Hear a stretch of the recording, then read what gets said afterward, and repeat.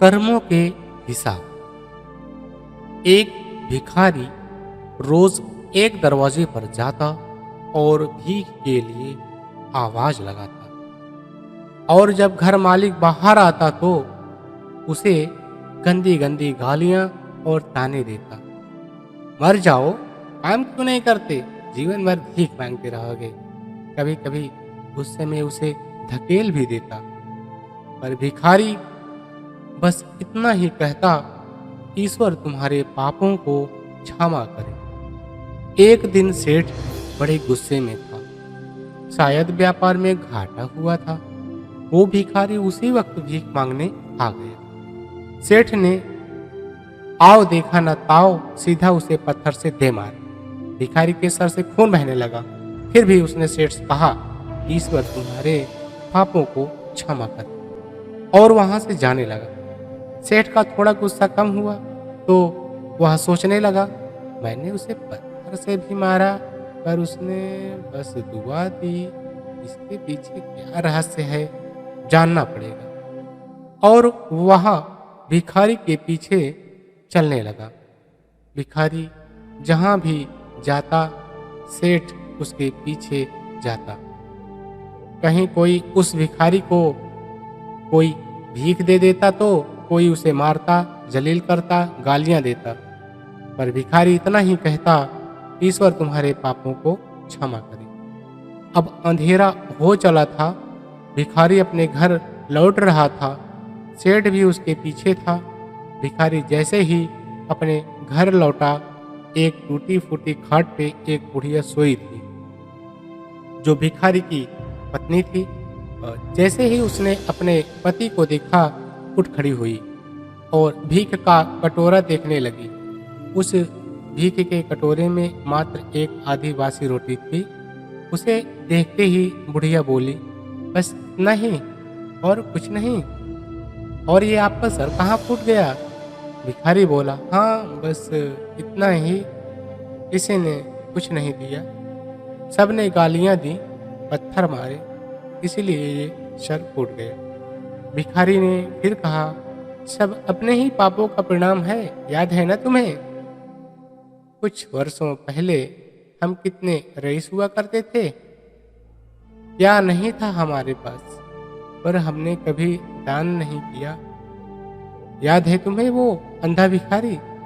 बुढ़िया की आंखों में आंसू आ गए और उसने कहा, हाँ, कैसे हम उस अंधे भिखारी का मजाक उड़ाते थे, कैसे उसे रोटियों की जगह खाली कागज रख देते थे, कैसे हम उसे जलील करते थे, कैसे हम उसे कभी कभी मार व धकेल देते थे। अब बुढ़िया ने कहा, हाँ सब याद है मुझे, कैसे मैंने भी उसे राह नहीं दिखाई और घर के बने नाले में गिरा दिया था। जब भी वह रोटियां मांगता मैंने बस उसे गालियां दी, एक बार तो उसका कटोरा तक फेंक दिया। और वो अंधा भिखारी हमेशा कहता था, तुम्हारे पापों का हिसाब ईश्वर करेंगे, मैं नहीं। आज उस भिखारी की बद्दुआ और हाय हमें ले डूबी। फिर भिखारी ने कहा, पर मैं किसी को बद्दुआ नहीं देता, चाहे मेरे साथ कितनी भी जास्ती क्यों न हो जाए, मेरे लब पर हमेशा दुआ रहती है। मैं अब नहीं चाहता कि कोई और इतने बुरे दिन देखे। मेरे साथ अन्याय करने वालों को भी मैं दुआ देता हूँ, क्योंकि उनको मालूम ही नहीं वो क्या पाप कर रहे हैं, जो सीधा ईश्वर देख रहा है। जैसी हमने भुगती है कोई और ना भुगते, इसलिए मेरे दिल से बस अपना हाल देख दुआ ही निकलती है। सेठ चुपके चुपके सब सुन रहा था। उसे अब सारी बात समझ आ गई थी। बूढ़े बुढ़िया ने आधी रोटी को मिलकर खाया और प्रभु की महिमा है बोलकर सो गए। अगले दिन वहाँ भिखारी भीख मांगने सेठ के यहाँ गया।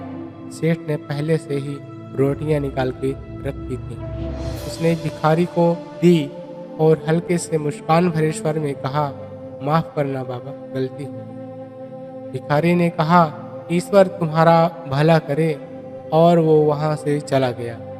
सेठ को यह बात समझ आ गई थी, इंसान तो बस दुआ बददुआ देते हैं, पर पूरी वो ईश्वर, वो जादूगर कर्मों के हिसाब से करता है। हो सके तो बस अच्छा करें, वो दिखता नहीं है तो क्या हुआ, सबका हिसाब पक्का रहता है उसके पास। तो साथियों, सर्वप्रथम आज मकर संक्रांति पर आप सभी को मकर संक्रांति की हार्दिक शुभकामनाएं, और उम्मीद है कि ऐसी कहानियाँ आपको पसंद आ रही हैं। अगर पसंद आ रही हैं तो प्लीज़ लाइक ज़रूर कर दिया करिए, और अपने इष्ट मित्रों में शेयर भी कर दिया करिए। मिलते हैं किसी नेक्स्ट वीडियो में नई कहानी के साथ, तब तक के लिए थैंक यू, बाय बाय।